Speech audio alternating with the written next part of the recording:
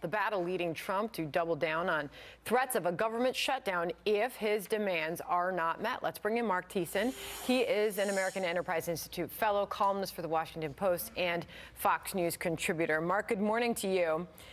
So who's got the leverage in that room?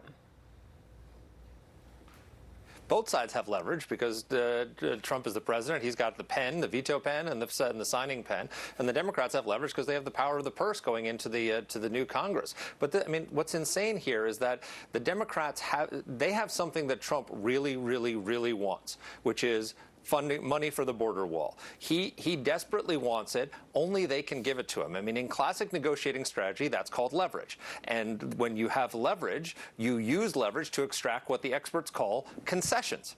And then when both sides do this, the experts say in negotiations, the result is compromise, where both sides get something they want and give up something they don't want to give up.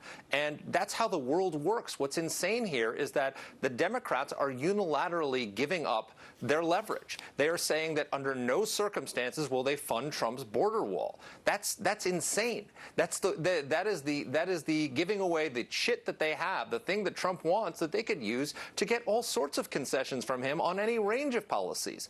And they are just unilaterally giving up, which makes absolutely no sense. Jim Jordan was on this program earlier on this very subject and said this. We need to have the debate. That's the fundamental question. We can't just say, oh, well, we don't think they're the votes. You got this crazy 60-vote rule in the Senate, so we're just going to forfeit, not even engage in the debate, not even try. We have to try. We have to have the debate. I think if we stand firm, we can get it done. After all, this is what the president's proposing is just common sense. We need a border security wall. We need to reform our asylum laws. It's obvious. This whole caravan issue has highlighted that and underscored that. Passionate thought from Jim Jordan there. Yeah. I mean, Trump is right that they can pass it in the House probably, and especially now that Pelosi has challenged Trump on it, the Republicans will probably snap in line. But unless you get 10 Democrats in the Senate to go along, then it's not going to happen. So, I mean, this is not like 2009 when Obama said elections have consequences and he controlled the White House, the House, and the Senate and had a veto-proof majority, a filibuster-proof majority in the Senate. Trump has the White House. Trump has the expanded majority in the Senate. The Democrats are coming in. They're going to have the majority in the House. They need to work together. They need to come out. Both sides need to give up something that they don't want to give up. I understand that Nancy Pelosi opposes the border wall, but you know, there's nothing inherently wrong with a wall. 26 Senate Democrats voted for the Secure Fence Act, including Schumer, to put 700 miles of fence along the border. There's no moral difference between a fence and a wall. So why not use that to get some sort of concessions? For example, Democrats could say, okay, Mr. President, we'll give you the $5 billion in exchange for a path to citizenship for dreamers.